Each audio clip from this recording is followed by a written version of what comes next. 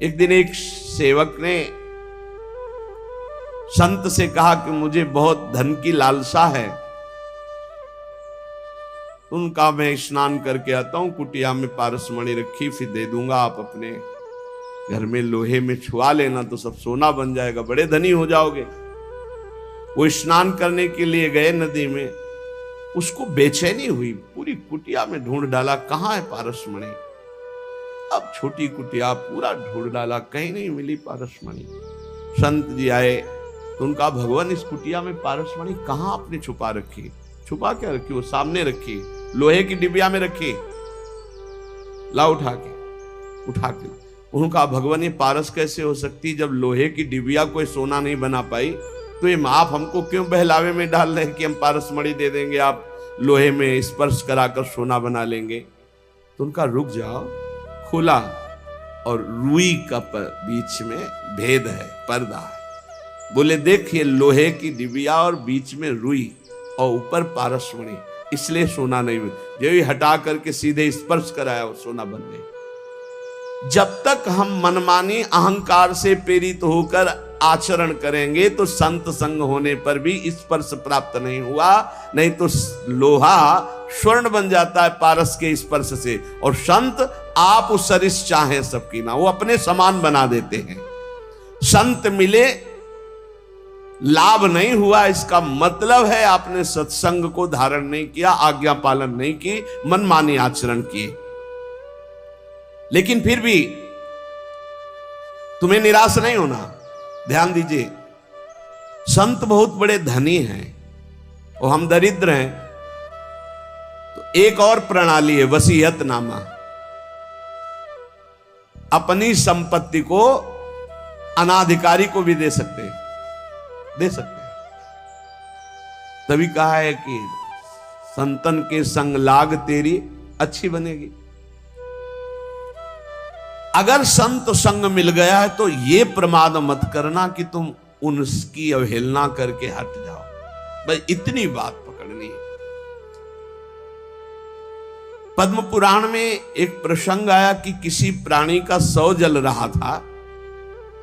एक भगवत प्राप्त महात्मा वहां से निकले, उसके शव पर दृष्टि चली गई तो उसको नरक ले जाया जा रहा था।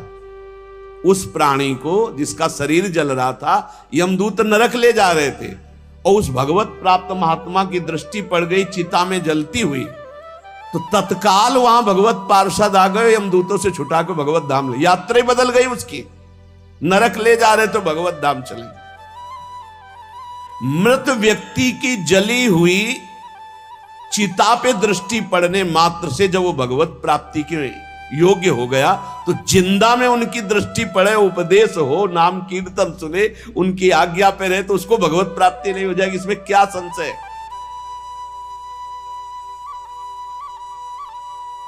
बड़े बड़े महापुरुष प्रसन्न रूप से यहां भ्रमण करते रहते हैं। ये धाम है, ब्रजभूमि है, आप जान नहीं सकते कौन किस कोटि का है। जहां लिखा हुआ है अवश्य में भोक्तव्यम कृतम कर्म शुभाशुभम, देख लो चमत्कार। भोगने ही नरक जा रहा था, उसकी चिता पे दृष्टि पड़ गई, रास्ता बदल गया, नरक का रास्ता छोड़ के भगवत धाम, भगवत पार्षद आए। जैसे नरक ले जा रहे थे यमदूत अजामिल को, संतों के संग से ही अपने बेटे का नाम नारायण रखा था और नारायण पुकारा, यात्रा बदल गई, भगवत धाम चला गया। भगवान के वचन है अवश्य में भोक्तव्यम कृतम कर्म शुभाशुभ, बिना भोगे नहीं बचेगा जीव।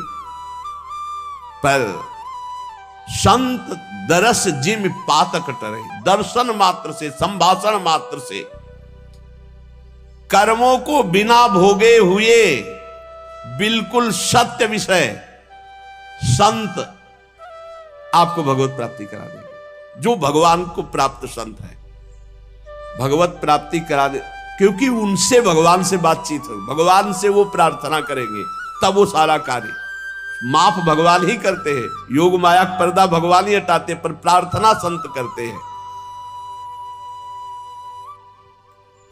प्रार्थना हमें जब अगर संत जन मिल जाए तो भगवान से इस बात की करनी कि कभी इनसे हमारी विरति ना हो, कभी हम इनसे हटे ना।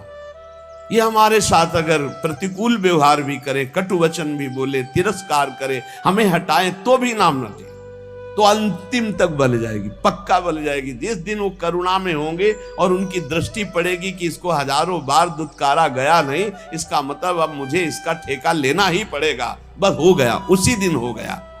क्योंकि संतों का हृदय बहुत कोमल होता है, वो ऊपर से कठोरता का अभिनय मात्र करते हैं। संत हृदय नवनीत समाना, पर नवनीत में भी दोष कि निज परिताप द्रव्य नवनीता, तो इसलिए कहा कविन पर कहा न जाना।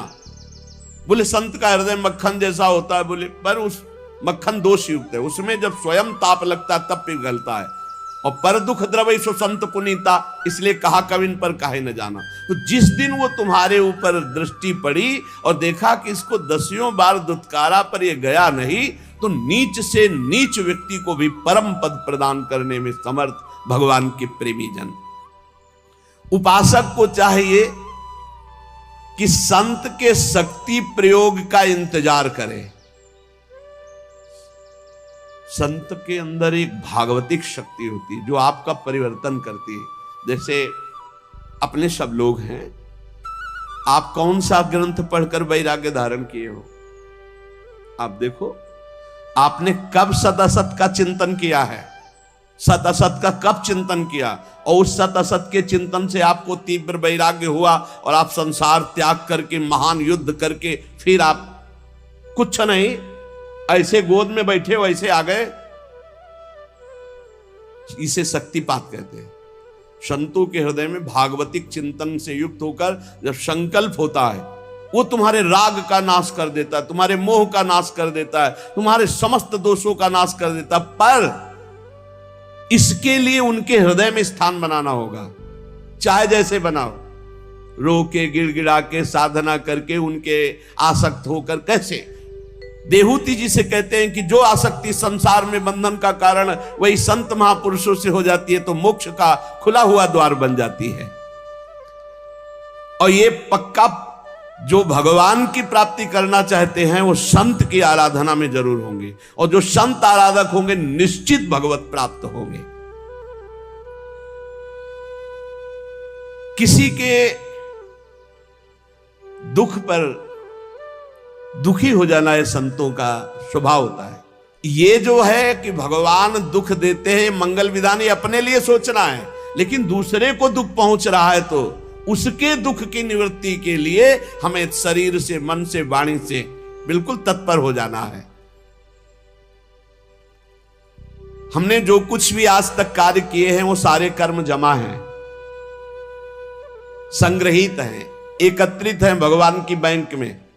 एक एक चेष्टा विश्व में आप देख रहे हो, कोई गर्भई से कष्ट प्रदा रहा है, किसी को कितने बड़े बड़े कष्ट मिल रहे हैं, तो जो हमारे शास्त्रों में लिखा वो मिथ्या नहीं है, मिथ्या नहीं है। आप सत्य मानिए। आपका तो इतना भी ज्ञान नहीं कि गर्भ में आपको कष्ट मिला है, आप कहां याद कर सकते हैं? आपकी याददाश्त कहां इतनी जोर की है कि आपको 9 महीना गर्भ में रखा गया, कितना कष्ट पाया है।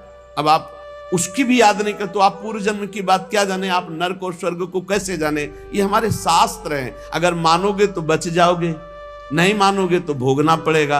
अच्छा, ये कुछ विधान ऐसा नहीं, अगर ऐसा हो कि अभी अभी ताजा ताजा हिसाब किताब मिले तो लोगों को विश्वास होने लगे, लेकिन एक एक केस जो है 10-10 साल चलता है, उसके बाद और दंड मिलता है तो सबके आंखों से ओझल मिलता है, आंखों के सामने तो मिलता नहीं कि देखो भाई इसने चोरी की थी तो ये दंड इसको चौराहे पे दिया जा रहा है, इसने अमुक तो ये दंड दिया जा रहा है, तब तो लोगों को विश्वास हो जाए। लेकिन दंड विधान होता है बहुत एकांत में, कोई देख नहीं पाता है। तो आप सोचो, ऐसे जो नरक स्वर्ग आदि हैं ये हमारे ब्रह्म ऋषियों द्वारा लिखे गए। जो भी तुम कार्य कर रहे हो वो एक भगवान के पास बैंक है, सबके वहां जमा हो रहे हैं। 2 प्रकार के कर्म होते हैं, पाप कर्म अशुभ, पुण्य कर्म शुभ। ये जितने जमा हुए हैं अनंत जन्मों से अभी तक वो आपके नाम में जमा है, उनको कहते हैं संचित कर्म। और जो ये नए कर्म कर रहे हो इनका नाम है क्रियमाण। और जो उस संचित कर्म से इस मानव देह में तुम्हें भोगने के लिए मिला है उसे कहते हैं प्रारब्ध। शास्त्रीय परिभाषा संचित प्रारब्ध क्रियमाणे 3 प्रकार के कर्म हैं और ये सबको भोगने ही पड़ते, पक्का भोगना पड़ता है। कब तक? जब तक अहंकार का नाश नहीं हो जाता। आवागमन का मूल हेतु अहंकार है, मैं करता हूं, ये भाव संत की कृपा से नष्ट। अहंकार का नाश सिर्फ संत की कृपा से होता है। तिनकी संगति रहते जाति कुल मद सब नंसई। संत संग कैसा करता है? जैसे चने को भून दे, फिर उसमें अंकुरण नहीं हो सकता, ऐसे इतना भुन जाता है सत्संगी कि उसमें अहम रह नहीं जाता। जैसे भुना हुआ बीज कभी अंकुरित नहीं होता, ऐसे ही संत संग से जो आपके नए कर्म हैं ये सब भुन गए। अब ये तुम्हें अगला जन्म नहीं देंगे।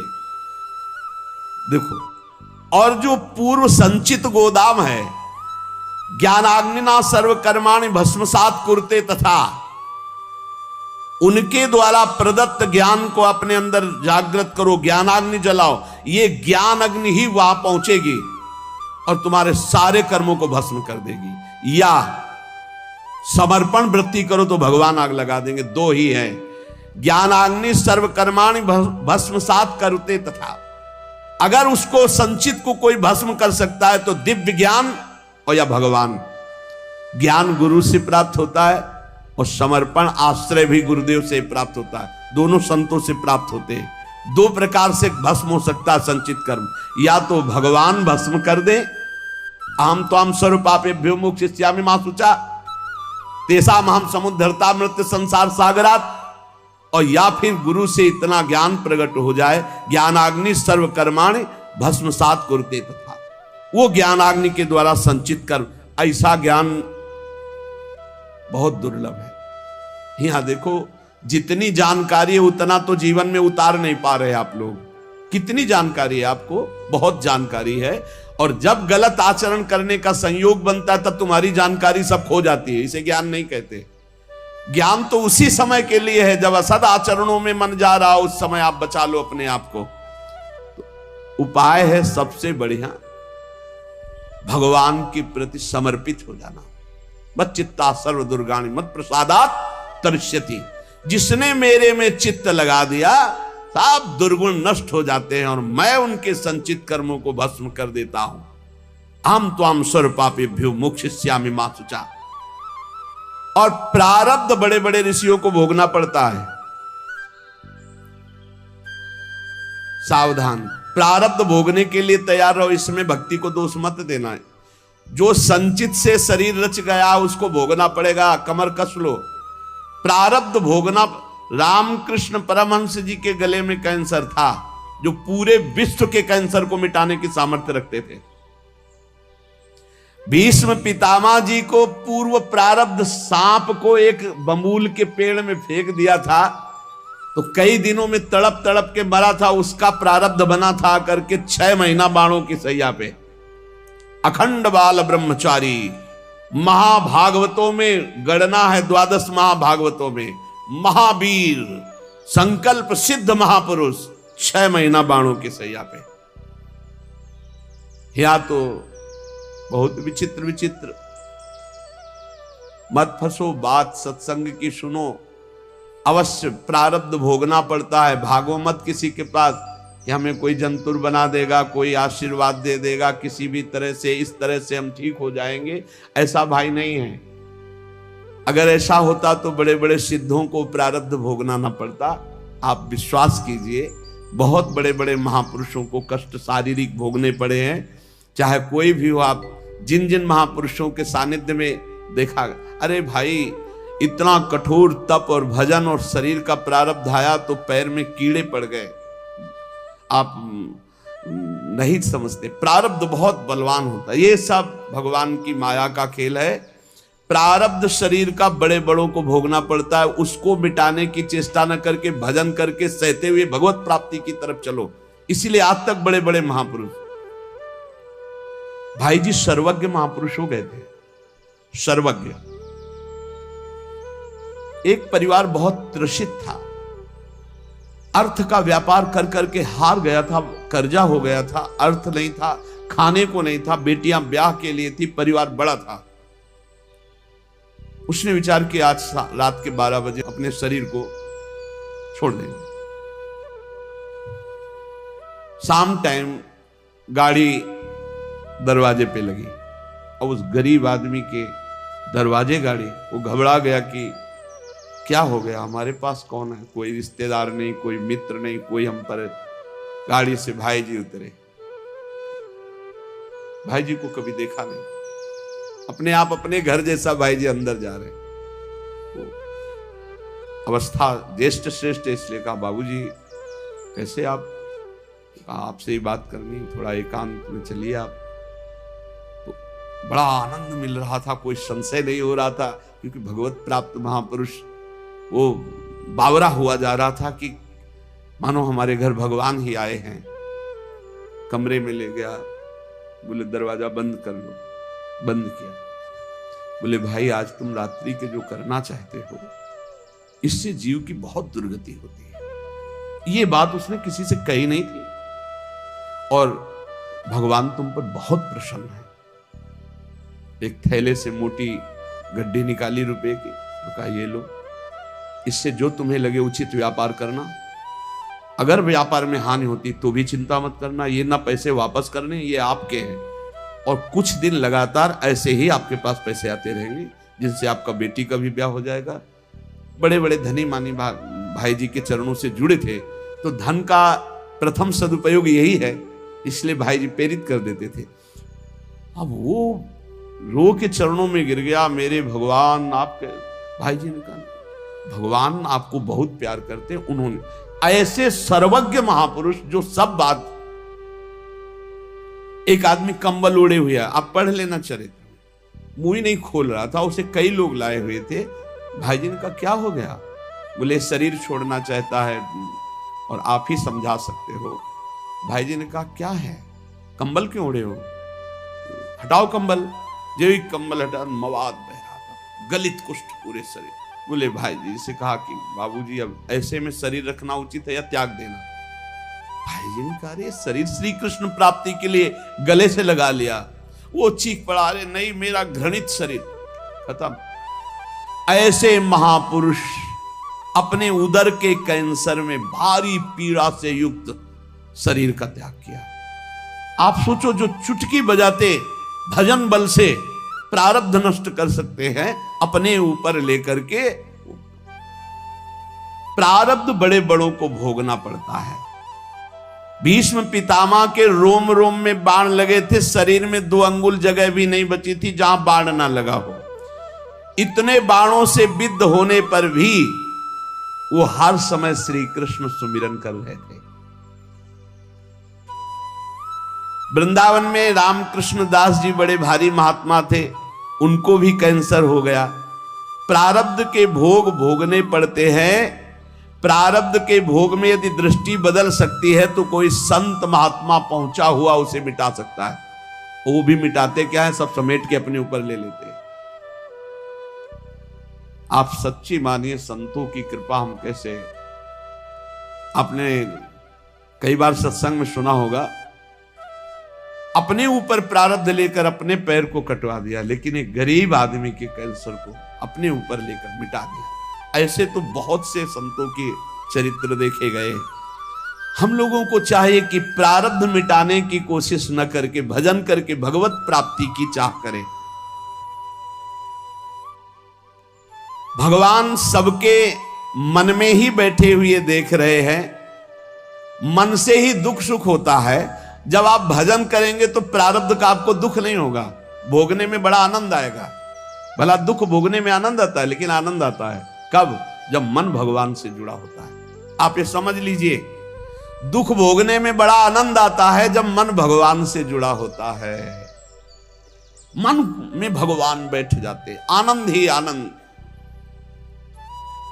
प्रारब्ध का भोग 3 प्रकार से होता है, एक स्वेच्छा से, एक अनिच्छा से और एक परेक्षा से। हमारे मन में हमारा प्रारब्ध भोग प्रेरणा करता है। और हम कुछ अपने साथ गलत कर बैठते हैं, गलत चेष्टा, वो बहुत बुरा प्रारब्ध होता है।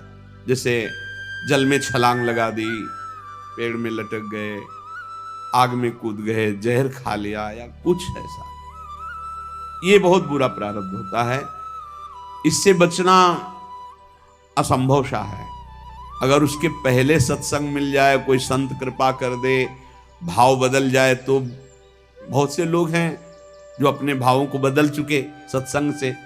नहीं तो ये जो पहला है स्वेच्छा से, ये बहुत खतरनाक, क्योंकि कोई जान ही नहीं पाता कि उसके अंदर चल क्या रहा है, और वो खतरनाक प्रारब्ध उसको नष्ट कर देता है।